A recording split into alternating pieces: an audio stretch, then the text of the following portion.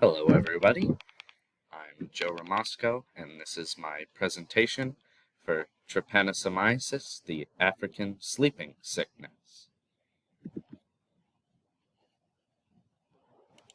Human African trypanosomiasis, or HAT, is a parasitic brain infection caused by Trypanosoma brucei. It is characterized by the disturbances of the central nervous system, which may cause many neurological problems, including sleep cycle disturbance. For this reason, it is called sleeping sickness. This disease is vector-borne. This means that it is mainly transmitted through insects. In the case of human African trypanosomiasis, a tsetse fly is the main vector. Trypanosomiasis is native to sub-Saharan Africa. In areas where tsetse flies are native, trypanosomiasis is extremely prevalent. Trypanosomiasis spreads widely because of these flies. Many epidemic breakouts have occurred because of the wide spread of trypanosomiasis. For instance, numbers as high as 40,000 cases were recorded during the 1998 epidemic. It is estimated that between 50 and 500,000 people die from this disease every year. Due to the difficulty in diagnosis, many of these estimated deaths are assumed to be unreported. Trypanosoma brucei is a protozoan parasite that stems from the genus Trypanosoma. For this, T. brucei cells are referred to as trypanosomes. There are two variants of trypanosomes that are responsible for human African trypanosomiasis. TB gambiense is responsible for over 92% of cases, while TB rhodesiense is much more rare.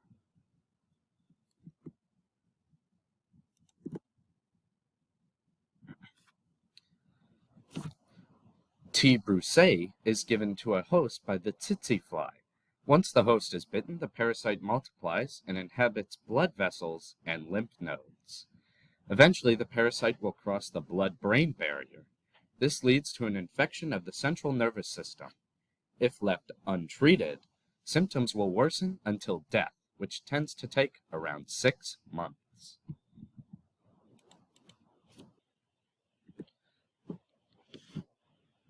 Trypanosoma brucei has two forms. It has a long, slender form that is better suited for growth and thriving in a mammalian host, where it also has a shorter form that cannot divide like the long one, but is better suited for transmission. Together, these two forms allow trypanosomes to find and thrive new hosts easily. When in the host, trypanosomes operate completely extracellularly. In order to accomplish this, Trypanosoma brucei has developed several resistance measures against the immune system. Most notable is its varied coat. Trypanosomes use antigenic variation to change their coat frequently. This negates many of the effects of host antibodies. In the case of an antibody binding, the trypanosome will perform endocytosis to eliminate it. Trypanosomes have also developed periflagellar rods, which give it an advantage in mobility. Trypanosomes possess a kinetoplast, a special organelle that houses extremely complex mitochondrial DNA. Because of this, it is in the order Kinetoplastida.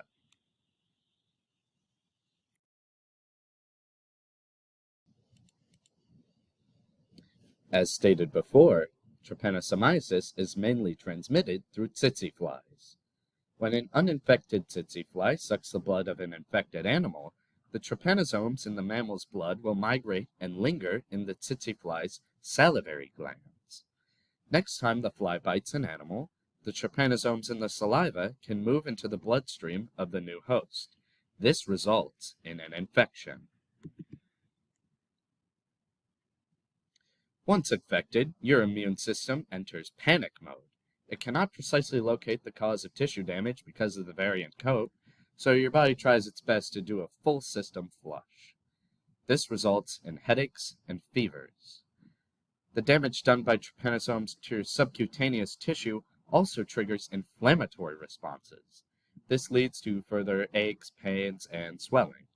These symptoms are often mistaken for less deadly illnesses, so many cases progress to the second stage before proper diagnosis.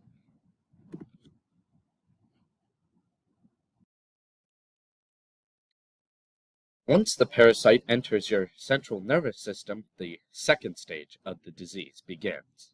Since the trypanosomes are now causing damage to your nervous system, you will begin to experience various neurological issues, such as behavioral issues, confusion, sensory disturbances, poor coordination, and the sleep cycle disturbance, which gave the disease its name. If in an area where tsetse flies are endemic, the CDC recommends wearing well-camouflaged clothes that cover as much skin as possible.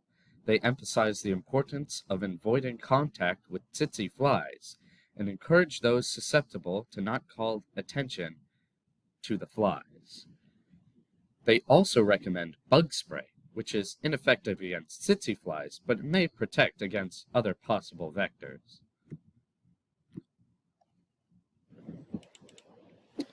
As stated before, trypanosomiasis is very difficult to notice early because of its easily mistakable symptoms and very stealthy immune avoidance.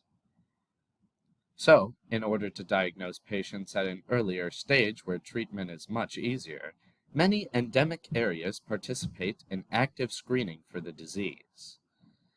If you suspect you may have trypanosomiasis, medical personnel will perform various tests.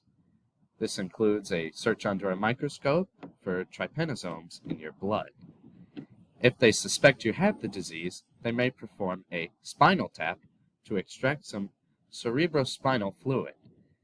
If trypanosomes are present, you have already entered stage 2 of the disease, and treatment will be much more difficult.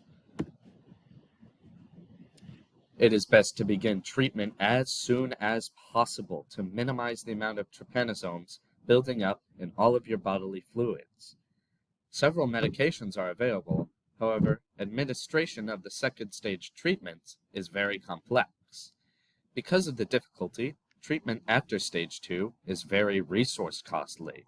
In areas where trypanosomiasis is prevalent, this costliness is a real problem. This is why endemic countries are so eager to catch it early on.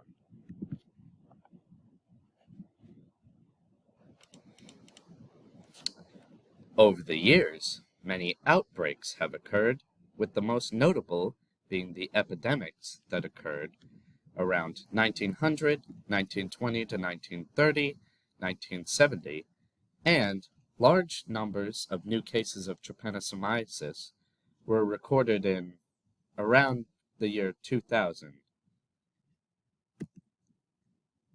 However, in recent years, new cases of trypanosomiasis have seen a very significant decrease.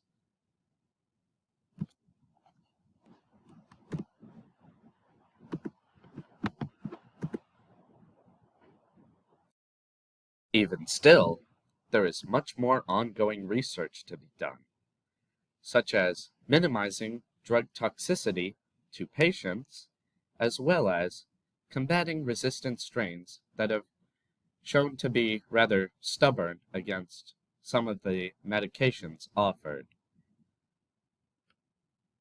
Health organizations will not be satisfied until complete eradication. Some are so optimistic to even see complete eradication as possible as early as 2030.